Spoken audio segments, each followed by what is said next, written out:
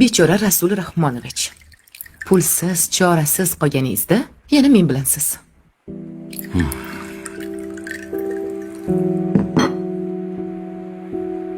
Pulingiz bor bo'lganda esa qaydagi ayollarning orqasidan yugurib, meni oyoq osti qilgan edingiz.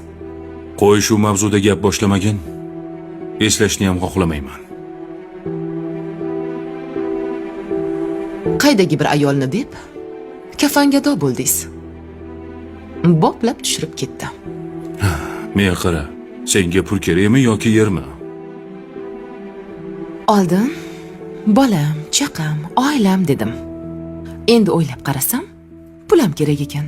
Ikkalasi ham kerak ekan. Buning ilojisi yo'q ekan. Bittasini tanla.